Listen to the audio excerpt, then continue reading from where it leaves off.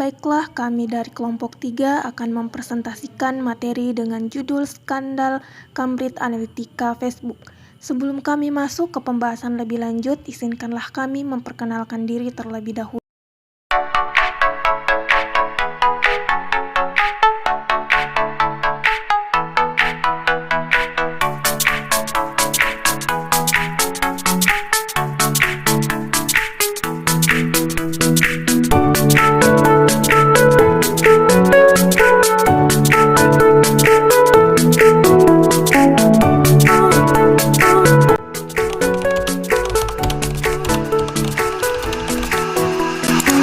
Sedikit gambaran singkat tentang materi ini membahas tentang bagaimana perusahaan teknologi Cambridge Analytica melakukan pelanggaran etika yang merugikan banyak pengguna Facebook.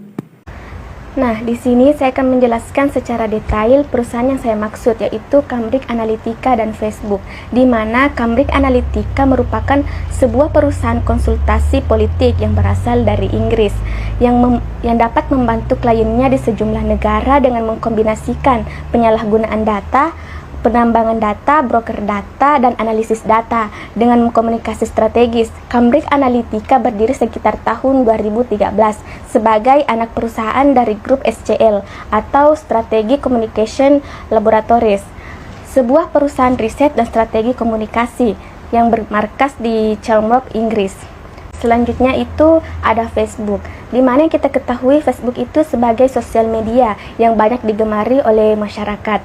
Nah, sosial media ini memungkinkan pengguna dapat saling berinteraksi dengan pengguna lainnya di seluruh dunia, dan Facebook merupakan platform media sosial terbesar di dunia yang memiliki sekitar 2 miliar pengguna. Nah, selanjutnya saya akan menginformasikan mengenai salah satu klien dari perusahaan Cambridge Analytica. Salah satunya yaitu ada Donald Trump, di mana Donald Trump ini merupakan salah satu calon pemilihan presiden pada tahun 2016 lalu. Dan akhirnya Donald Trump ini keluar sebagai juara dan kini menjadi presiden Amerika Serikat, meskipun menuai kontroversi pada masa kampanye. Nah, salah satu strategi yang digunakan adalah bagaimana mengidentifikasi pemilih yang dapat dibujuk atau persuadable voters dan isu-isu yang para pemilih itu pedulikan. Selanjutnya itu Cambridge Analytica membuat 20 model data yang dapat digunakan untuk memprediksi kebiasaan pemilih. Mereka mengklaim pada analisisnya mampu mengidentifikasi pemilih seperti apa yang bakal memilih Trump. Bagaimana Cambridge Analytica melakukan pengembangan data. Seorang profesor dari Universitas Cambridge yang bernama Alexander Kogan membuat sebuah aplikasi yang bernama Quiz Psikologi berintegrasi dengan Facebook. Nah, Cambridge Analytica melihat quiz ini sebagai salah satu metode yang mudah, murah, dan bahkan cepat untuk mengumpulkan data-data para pengguna Facebook.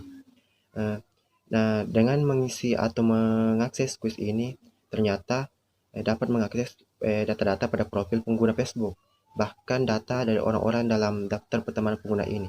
Apa yang mereka lakukan adalah mereka mengambil atau mengumpulkan semua data dan mengembangkan algoritma artificial intelligence untuk menganalisis seseorang berdasarkan kepentingan, pandangan politik, bahkan pandangan agama.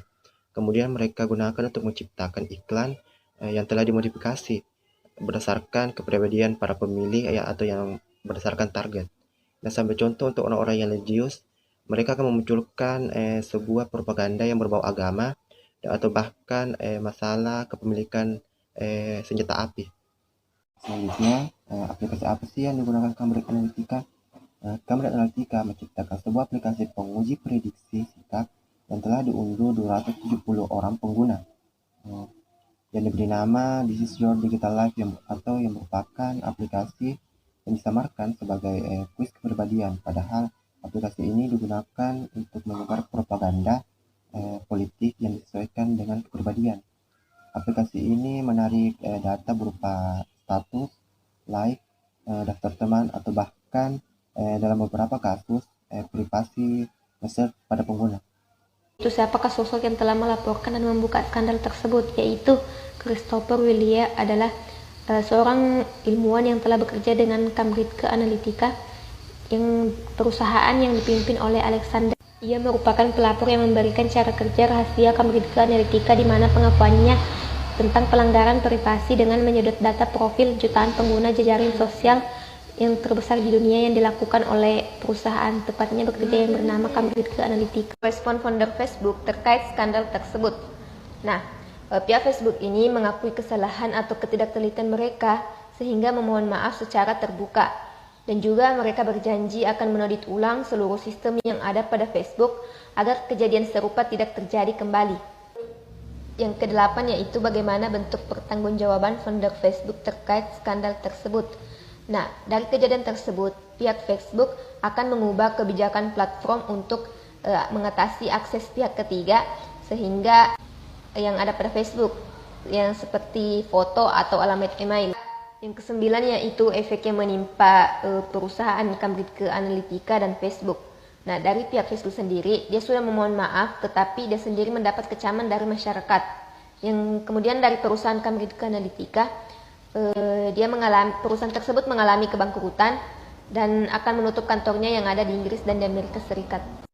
Mengapa data banyak diburu dan ditambang sehingga Cambridge Analytica melakukan penambangan penggunaan Facebook?